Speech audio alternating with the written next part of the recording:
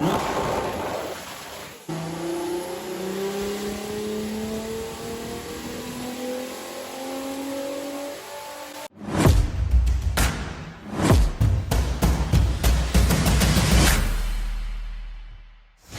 back to another video. So today we're over at EFI Parts with Yam Yam Racing, and we are on the dyno with his Corsa C 3.2 V6 Turbo. Something very original, something very different. So let's see and keep our fingers crossed today goes to plan and it can make some big numbers.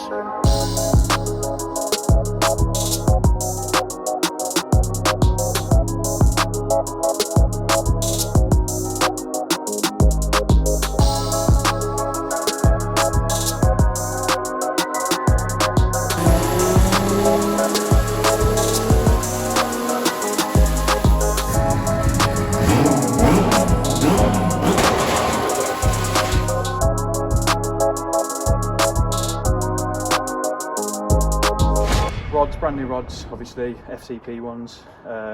Obviously they checked I think it went 0.25 on the big ends. Okay. Or big ends or mains, I can't remember off the top of my head. Wherever I needed new bolts, put new bolts in the mains, all that sort of stuff. It's got ARPs in, ARP head studs. JE pistons, weren't it? JE pistons, yeah. Standard timing, belt, all that sort of stuff. The elusive G cams. No, so it's got cat cams in it. Oh, you got cat cams in it, right? So you went cams as well, right? 10.9 lift, 274s, with your rated springs. Turbo. 3582 pulsar. Okay. 500ish, you reckon?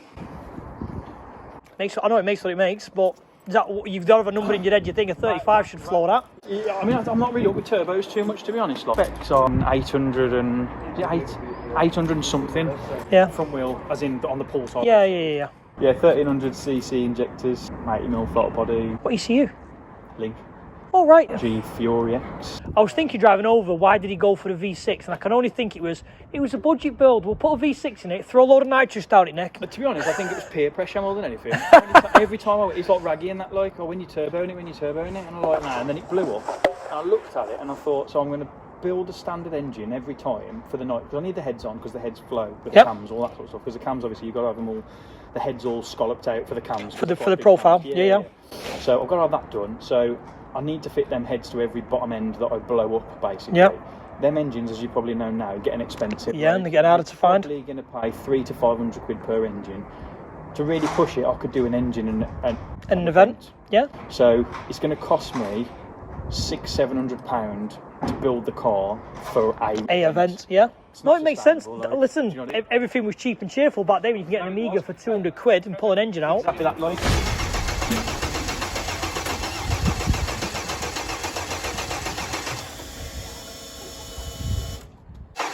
That's a good start, isn't it? Listen, performing dog syndrome is what always happens. Let's check the fuel stuff. Well, it started, I drove it on, didn't I? I know, yeah, but do you know how much fuel's in it? Yeah, go on. Had some fuel cells somewhere, that. Got some fuel in there somewhere.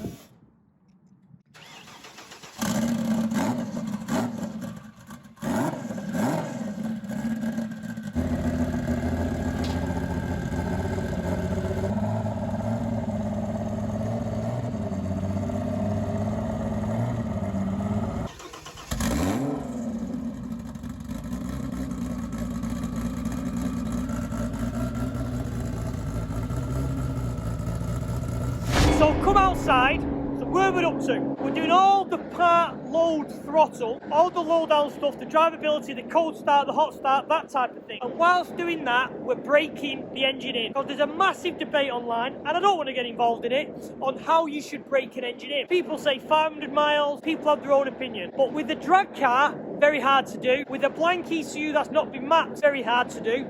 So what we tend to do is, we tend to bring it to the dyno and do all the low down part throttle whilst breaking the engine in on the dyno. What we've done previously, beginning, is we've put normal fuel in to do some low down and what's called a washout map, because you can't keep this type of race fuel in the system, it has to be washed out. So the car's now gone over to C85, which is kind of the newer version of E85 ethanol based fuel. We're now onto that. We're going to start now applying load and applying boost. So fingers crossed, we're going to get somewhere and see some numbers.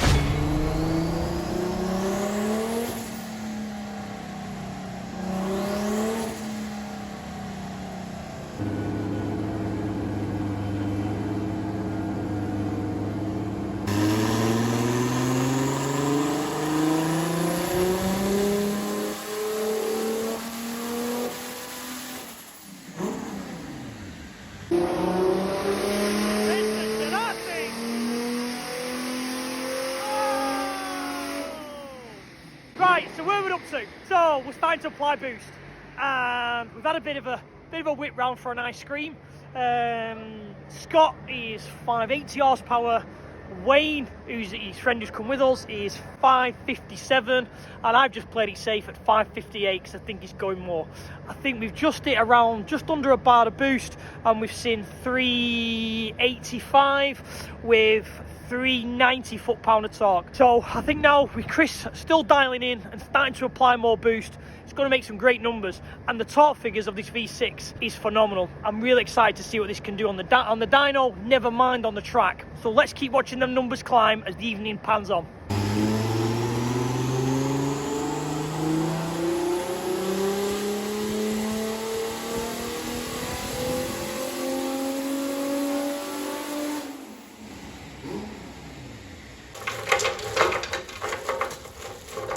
What we're trying is 419 now without no ice. So we're going to put ice in it just to see, not change anything, just to see the intake temperatures drop to see what it'll run. That's changing nothing on the map. Very interesting to see this. Because obviously it's charge cool, and charge cool is only water run through, but many drag cars will run ice. So it's going to change nothing on the map, just have the ice. Let's see what happens.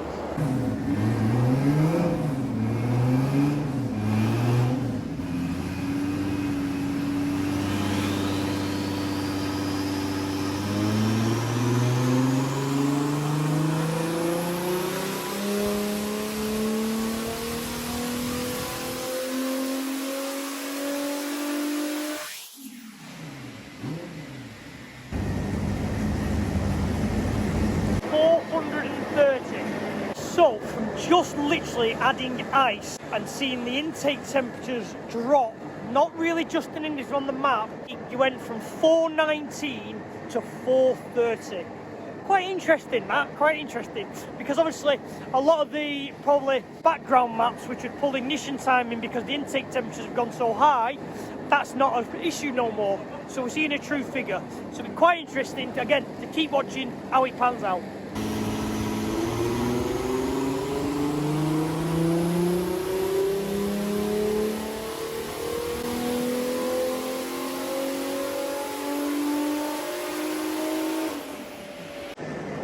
Made you 500, mate. You're smiling now.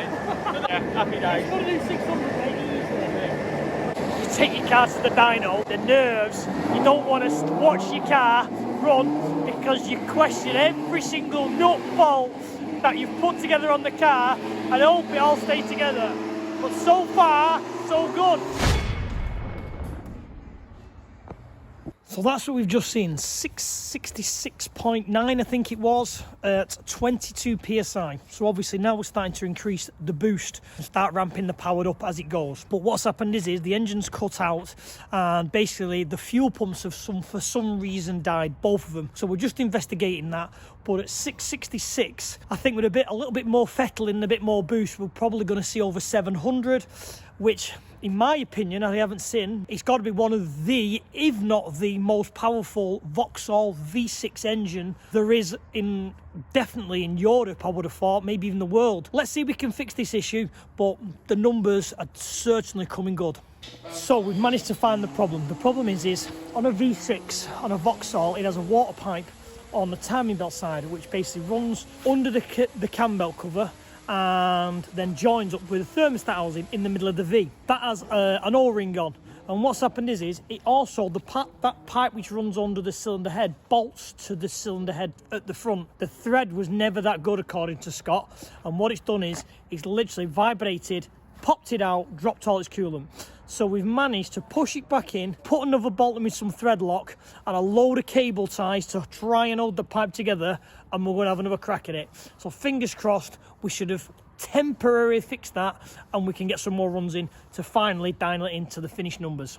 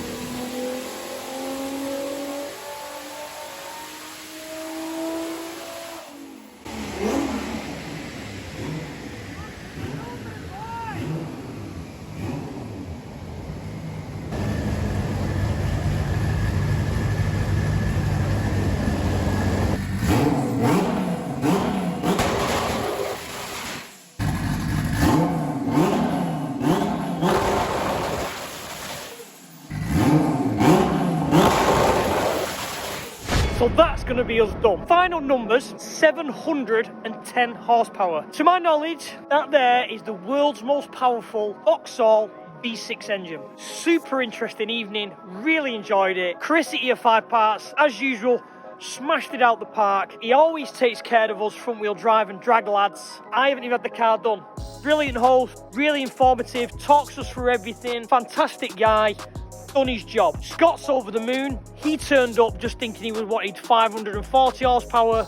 He's going on with nearly 200 horsepower more than that. Successful evening, and as you can see, it's dark, it's late, and that's another praise for Chris for staying late to get this job done, even with a couple of little repairs we've had to do. And I hope you've enjoyed it. Even though it's not been a walk around and an in-depth review of a car, it's something different, just to bring what the full process of these builds can be in the dyno, the mapping, what goes wrong, what you've got to do, all that type of thing. And also to add, to put it in perspective, them people who say 500 miles on running an engine in, that engine before hitting that dyno had done probably 20 minutes of heat cycles.